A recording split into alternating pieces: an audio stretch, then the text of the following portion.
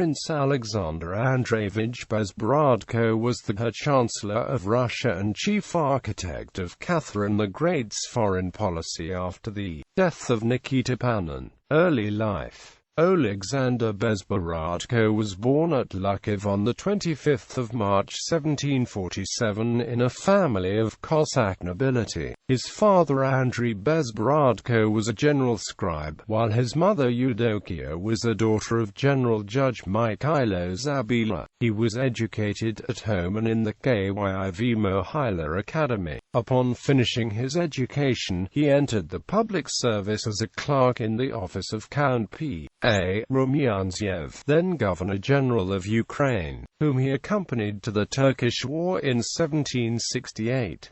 He was present at the engagements of Larga and Kagel, and at the storming of Silistria. On the conclusion of the Treaty of Kukukanaka, the Field Marshal recommended him to Catherine II, and she appointed him in 1775 her petition secretary. He thus had the opportunity of impressing the Empress with his brilliant gifts, the most remarkable of which were exquisite manners, a marvelous memory and a clear and pregnant style. At the same time he set to work to acquire the principal European languages, especially French, of which he became a master. It was at this time that he wrote his historical sketches of the Tatars and of Ukraine. His activity was prodigious, and Catherine called him her factotum. In 1780 he accompanied her on her journey through Novorossiya, meeting the Emperor Joseph, who urged him to study diplomacy. On his return from a delicate mission to Copenhagen, he presented to the Empress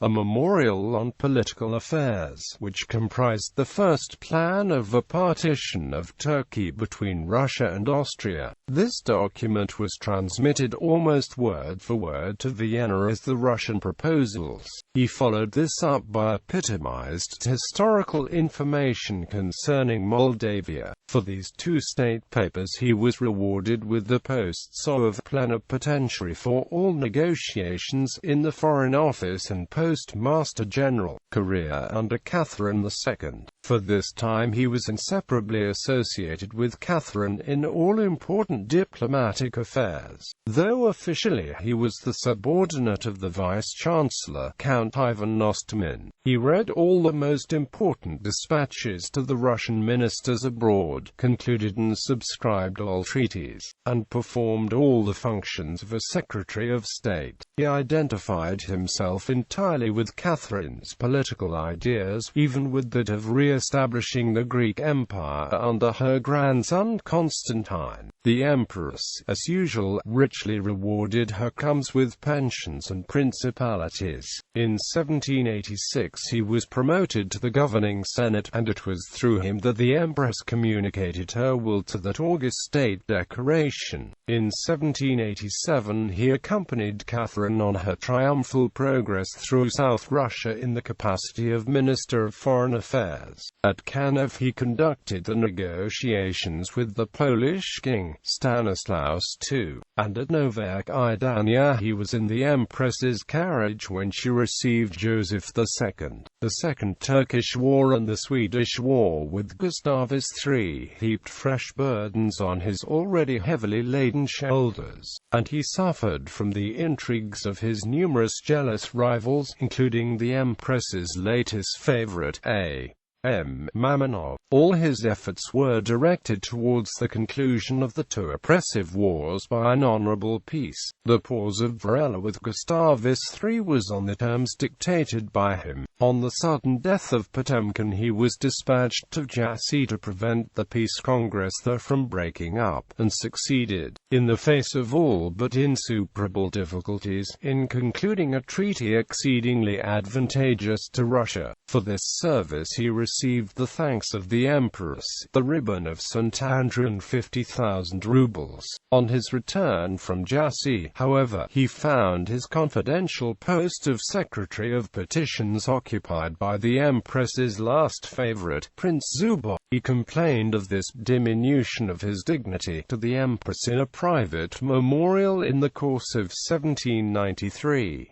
The Empress reassured him by fresh honors and distinctions on the occasion of the solemn celebration of the Peace of Jassy, when she publicly presented him with a golden olive branch encrusted with brilliants. Subsequently, Catherine reconciled him with Zubov, and he resumed the conduct of foreign affairs. He contributed more than any other man to bring about the downfall and the Third Partition of Poland, for which he was magnificently recompensed. Her Chancellor of the Russian Empire. But diplomacy by no means exhausted Bezborodko's capacity for work. He had a large share in the internal administration also. He reformed the post office, improved the banking system of Russia, regulated the finances, constructed roads, and united the Uniate and Orthodox churches. On the death of Catherine, Emperor Paul entrusted Bezborodko with the examination of the late Empress's private papers, and shortly afterwards made him a Prince of the Russian Empire, with a correspondingly splendid appanage. On the retirement of Osterman, he received the highest dignity in the Russian Empire, that of Imperial Chancellor. Bezborodko was the only Russian minister who retained the favor of Paul to the last. During the last 2 years of his life, control of Russia's diplomacy was entirely in his hands.